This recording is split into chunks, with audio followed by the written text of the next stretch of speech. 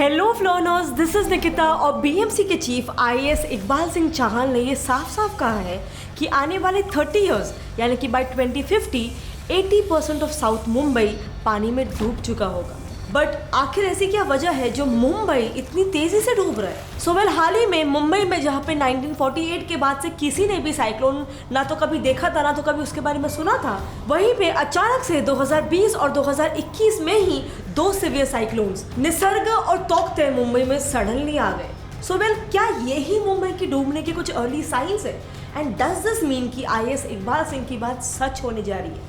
मुंबई क्यों डूब रहा है, कैसे डूब रहा है और डूब रहा है भी कि नहीं, ये सब जानने के लिए stay till the end of the video and let's find out. Experts were warning that by 2050, almost 570 coastal cities around the world would be at risk. Most of our coastal cities will suffer.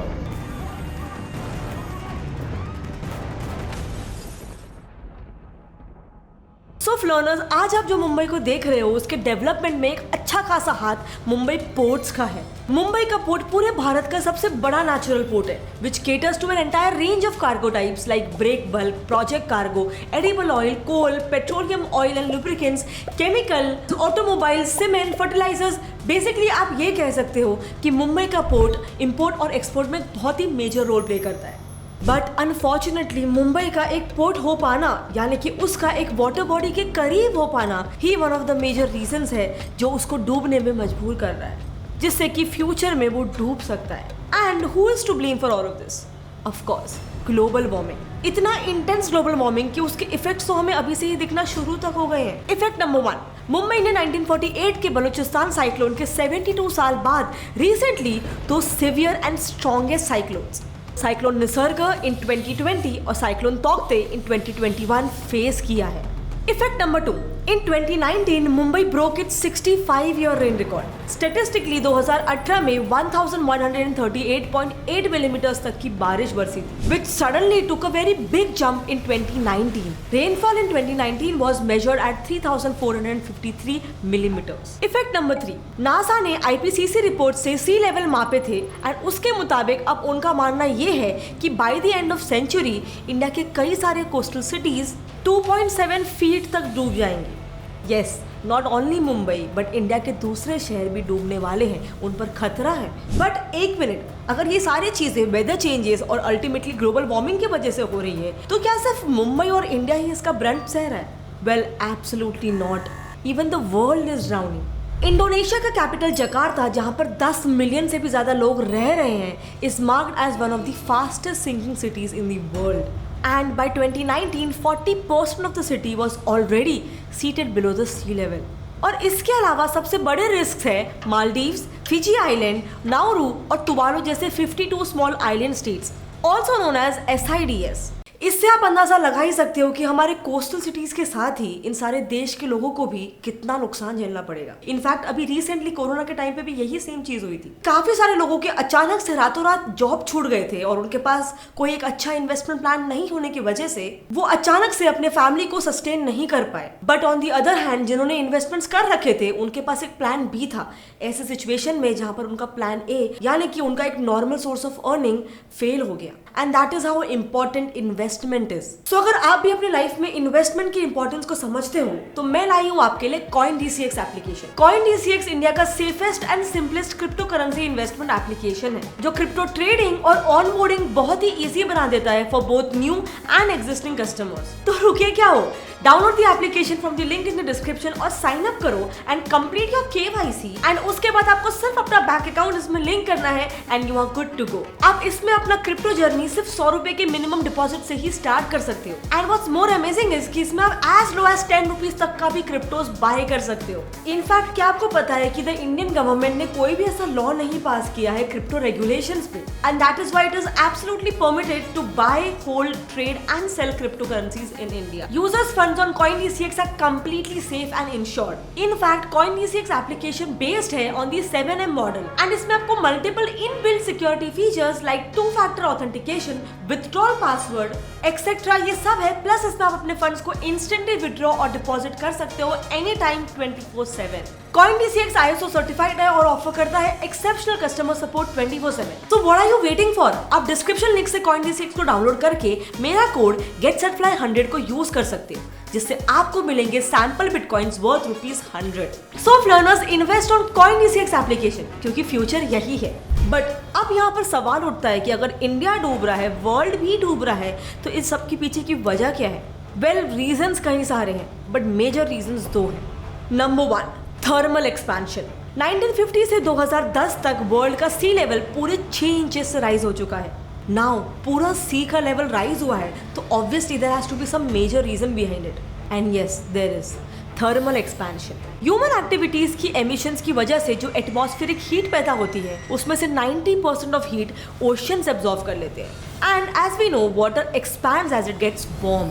Same जैसे किसी thermometer में वो कितना गर्म होता है तो उसका मर्क्यूरी लेवल भी उतना ही ऊपर आता है, सेम वैसे ही पानी जितना गर्म होता है, सी लेवल भी उतना ही राइज होता है।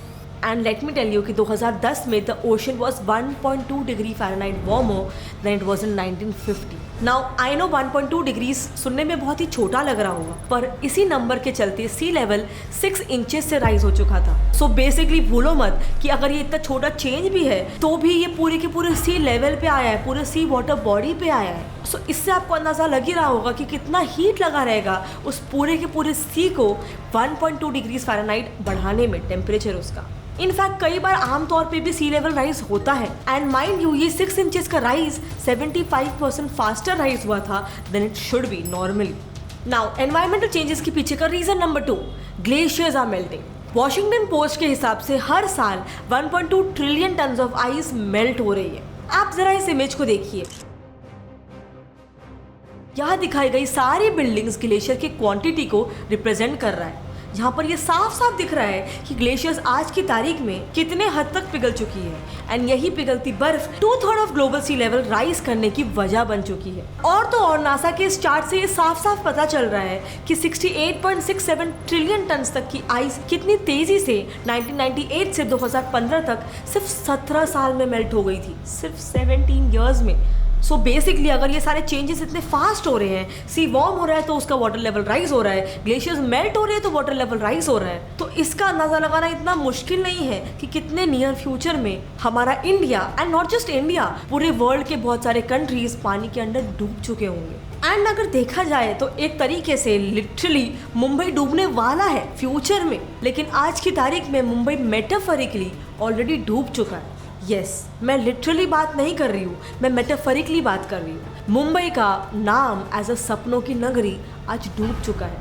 Mumbai is no more the सपनों की नगरी as we used to see it earlier. Don't believe me? So well, उसे जानने से पहले हम ये जानते हैं कि मुंबई पास्ट में क्यों एक सपनों का शहर कहलाता था। सो वेल, मुंबई एक सपनों की नगरी कैसे बनी, उसके कुछ मेजर रीजंस हैं, जिसमें से फर्स्ट है काम और पैसा। अगर हम पोस्ट इंडिपेंडेंस सेंसस का डेटा पर नजर डालें तो ये पता चलता है कि मुंबई में जो मेजर माइग्रेशन होता है वो होता है from Uttar Pradesh, Bihar and from with in Maharashtra. And out of all of these places ये सारा पॉपुलेशन मेजरली रूरल एरियाज का पॉपुलेशन होता है। सो जब इस माइग्रेशन के पीछे की वजह को स्टडी किया गया तो ये समझ में आया कि इन जगहों से आने वाले लोगों में से ऑलमोस्ट 50% माइग्रेंट्स मुंबई सिर्फ नौकरी या फिर बिजनेस की तलाश में आते हैं, जो कि लॉजिकल भी है, क्योंकि अगर आप 90s के दशक की इस डेटा के बेसिस पर बात करें तो भले ही हर साल मुंबई की आबादी बढ़ रही है, बट उसके साथ मुंबई डिस्ट्रिक्ट का नेट डिस्ट्रिक्ट डोमेस्टिक प्रोडक्ट, जिसे हम सिंपल शब्दों में मुंबई का जीडीपी कह सकते हैं, वो भी बढ़ रहा है। मुंबई का जीडीपी बढ़ना मतलब ऑब्वियसली बात है कि मुंबई का इकोनॉमिकली, फाइनेंशियली ग्रोथ बहुत फास्ट हो रहा है। एंड ये ग्रोथ किस वजह से हो सकता है? जब आप बिजनेसेस इंस्टॉल करते हो, जब आप कंपनीज इंस्टॉल करते हो और आप दूसरों के लिए in return job opportunities create करते हो। एंड यही अपॉर्चुनिटीज के लिए बाकी शहरों से, बाकी गाँवों से लोग मुंबई में माइग्रेट करके आते हैं। लेकिन ये कब तक चलेगा? क्या मुंबई फॉरएवर माइग्रेटिंग लोगों को अच्छा जॉब और अच्छा इनकम दे सकता है? मुंबई में माइग्रेट करके आने की रेपरकशंस क्या हो सकते हैं? सो वेल, अगर आप 2001 से 2011 के सेंसस में बताए गए माइग्रेशन रेट डेटा पर नजर डालें तो ये पता चलता है कि मुंबई के टोटल पॉपुलेशन में से 2001 के सेंसस के दौरान 43% तो सिर्फ माइग्रेंट्स ही थे, और 2011 में तो ये आंकड़ा 54% तक पहुंच गया था, which basically means a massive 11% increase in migrant population. लेकिन डोंट यू थिंक कि पॉपुलेशन का राइज मतलब सपनों के समुंदर का राइज, और सपनों के समुंदर का राइज मतलब मुंबई का डूबना? आई नो ये कॉन्सेप्ट कुछ क्लियर नहीं हुआ। सो वेल मेरे बोलने का मतलब ये था कि Mumbai is starting to become recently a city of disappointments, जिसके पीछे कुछ मेजर रीजंस है। Reason number 1, rising prices. International institute of population sciences के प्रोफेसर आर.बी. भगत और मुंबई यूनिवर्सिटी के सीनियर प्रोफेसर के सीता द्वारा पब्लिश्ड इस डेटा को देखें तो ये साफ साफ दिखाई देता है कि through out the last 4 to 5 decades Mumbai के सबर्बन एरियाज में रहने वाले लोगों की तादाद बढ़ी है और मेनलैंड सिटी में रहने वाले लोगों की तादाद जैसे कि साउथ बॉम्बे, वहां पे रहने वाले लोगों की तादाद घटी है। एंड ऑब्वियसली इसके पीछे की बेसिक रीजंस है पॉपुलेशन और महंगाई। मुंबई दुनिया की दूसरी सबसे पॉपुलेटेड सिटी होने के कारण मुंबई में चीजों की डिमांड बहुत है लेकिन सप्लाई कम है, जिसके चलते जून 2021 में कंडक्ट किए गए एक इंटरनेशनल सर्वे के अनुसार मुंबई ग्लोबली भले ही 78 पोजीशन पे आता हो in case of being expensive, लेकिन एशिया में it's amongst the top 20 most expensive cities और इंडिया में it is at the top obviously. In fact Mumbai की महंगाई इतनी ज्यादा है कि इंडिया की दूसरी सबसे कॉस्टली सिटी न्यू दिल्ली भी ग्लोबल लेवल पर 117th पोजीशन पर आती है, यानी लिटरली इन दोनों के बीच 39 रैंक्स का डिफरेंस है। Reason number 2, overburden. Observer research foundation ORF की एक रिपोर्ट के अनुसार मुंबई के टोटल पॉपुलेशन को सारे म्युनिसिपल सर्विसेज जैसे कि वाटर, इलेक्ट्रिसिटी, रोड्स वगैरह प्रोवाइड करने के लिए municipal corporation of greater Mumbai यानी कि MCGM का एनुअल बजट एटलीस्ट 80,000 करोड़ होना चाहिए था, जो कि फिलहाल इसका 1/3 भी नहीं है। इनफैक्ट MLAs का तो ये तक कहना है कि मुंबई की सड़कों पर बढ़ते पॉटहोल्स के पीछे का भी main reason lack of funds to repair roads ही है। Mumbai is becoming a city of disappointments का रीजन नंबर 3 है अदर इमर्जिंग सिटीज। सो जैसे कि हमने पहले देखा कि देयर इज नो डाउट कि मुंबई में माइग्रेशन 2001 से 2011 के बीच 11% से बढ़ गया है, लेकिन साथ ही अगर हम यही डेटा बाकी मेजर सिटीज का भी निकालें तो हैदराबाद में माइग्रेशन 39% से राइज हुआ है, चेन्नई में 26% से, बेंगलुरु में 15% से और टॉप डेस्टिनेशंस माने जाने वाले मुंबई और दिल्ली में महज 11% और 0.8% से बढ़े हैं। Now this data clearly shows कि अब लोग दूसरे मेजर सिटीज में जाना ज्यादा प्रेफर कर रहे हैं जहाँ पर मुंबई जैसी फैसिलिटीज है और मुंबई जैसी अपॉर्चुनिटीज भी है, लेकिन उसकी तरह मुंबई की तरह तिजोरी को टॉर्चर कर देने वाली महंगाई नहीं है। एंड यही वजह है कि अगर हम आज महाराष्ट्र के मेजर सिटीज की ग्रोथ प्रोजेक्शन की बात करें तो वी कैन क्लियरली सी कि मुंबई बाकियों के कंपैरिजन में काफी नीचे जा रहा है। बट हैविंग सेड दैट, भले आज हम ये डिस्कस कर रहे हैं कि कैसे मुंबई डूब रहा है बोथ लिटरली एंड मेटाफोरिकली, ये मेटाफोरिकल डूबना देखा जाए तो सिर्फ एक इल्यूजन भी तो हो सकता है।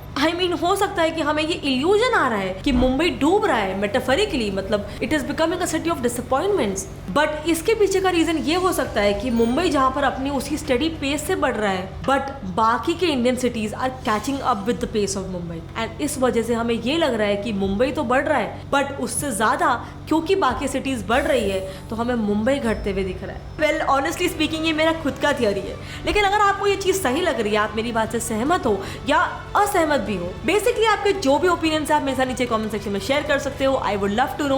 अगर आपको फ्लॉन के ऐसे ही एड्यूटेनमेंट बेस्ड और अवेयरनेस बेस्ड वीडियोस पसंद आ रहे हैं तो मेरे चैनल गेट सेट फ्लॉन को सब्सक्राइब कर दो विद बेल आइकन ऑन, वरना आप फ्लॉन की नेक्स्ट वीडियो की नोटिफिकेशन को मिस कर दोगे। इस वीडियो को जितना हो सके अपने फ्रेंड्स और फैमिली में शेयर कर दो और एक लाइक कर दो। मिलते हैं अगले वीडियो में, तब तक के लिए कीप लर्निंग, कीप ग्रोइंग।